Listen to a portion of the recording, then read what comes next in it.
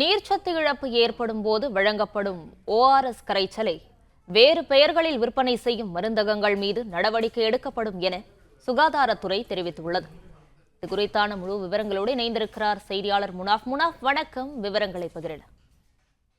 தமிழகத்தில் உள்ள மருந்தகம் மற்றும் கடைகளில் ORSL என லேபிளை பயன்படுத்தி விற்பனை செய்தால் தமிழக உணவு பாதுகாப்புத்துறை மற்றும் தமிழக மருந்து கட்டுப்பாட்டு இயக்கம் உடனடியாக அதை பறிமுதல் செய்து அவர்களுக்கு விளக்கம் கேட்டு நடவடிக்கைகளை எடுக்க வேண்டும் என தமிழக சுகாதாரத்துறை உத்தரவு அளித்திருக்கிறது.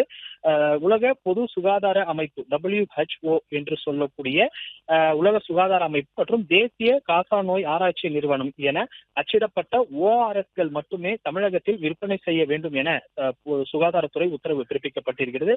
இதை தவிர மற்ற பெயர்களில் ORS என்று ORSL, ORSL+, ORSfit என்ற பெயர் அச்சிடப்பட்டு மருந்தகளிலும் கடைகளிலும் விற்கப்பட்டால் அதை தடை செய்ய வேண்டும் எனவும் அதை பறிமுதல் செய்து நடவடிக்கை எடுக்க வேண்டும் என தெரிவிக்கப்பட்டிருக்கிறது.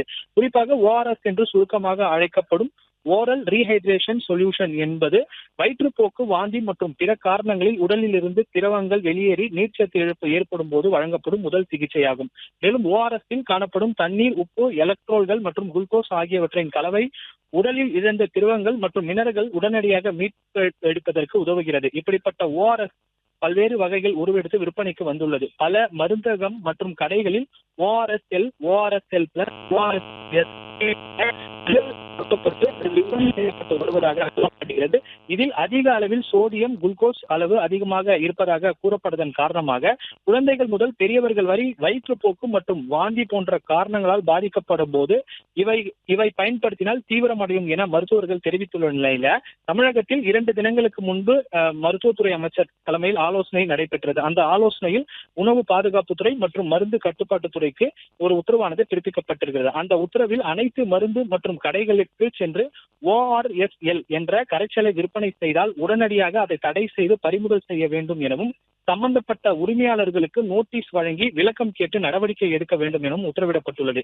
எனவே மாவட்ட உணவு பாதுகாப்புத்துறை நியமன அலுவலர்கள், ஆங்காங்கே தமிழ்நாட்டில் இருக்கக்கூடிய மாவட்ட உணவு பாதுகாப்புத்துறை நியமன அலுவலர்கள் அனைத்து மருந்தகத்திற்கும் மற்றும் கடைகளுக்கும் சென்று இந்த விற்பனை செய்யப்படக்கூடிய ORSL என அந்த கரைச்சலை ஆய்வு மேற்கொண்டு அந்த கரைச்சலை உடனடியாக பறிமுதல் செய்து நடவடிக்கை எடுக்கவும் உத்தரவானது பிறப்பிக்கப்பட்டிருக்கிறது. உலக பொது சுகாதாரத்துறை அமைப்பு மற்றும் தேசிய காசநோய் ஆராய்ச்சி நிறுவனம் என அச்சிடப்பட்ட ORSகள் மட்டுமே தமிழகத்தில் விற்பனை செய்ய வேண்டும் எனவும் தெரிவிக்கப்பட்டிருக்கிறது. மேலும் ORS என்று அந்த பெயரை பயன்படுத்தி மற்ற வகையில் இந்த ORSகள் விற்பனை செய்யப்பட்டால் அது உடனடியாக தடை செய்ய வேண்டும் எனவும் அந்த விற்பனையாளர் மீது கடுமையான நடவடிக்கை எடுக்க வேண்டும் எனவும் தமிழக சுகாதாரத்துறை தற்போது உத்தரவானது பிறப்பிக்கப்பட்டிருக்கிறது.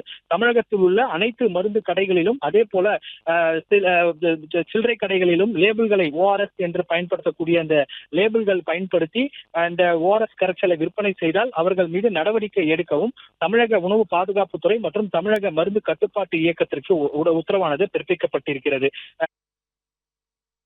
விரிவான விவரங்களுக்கு நன்றி முனாஃப். பிளே ஸ்டோர் மற்றும் ஆப் ஸ்டோரில் இருந்து பாலிமர் செயலியை QR கோடு மூலம் பதிவிறக்கம் செய்யுங்கள். செய்திகளை உடனுக்குடன் பெறுங்கள்.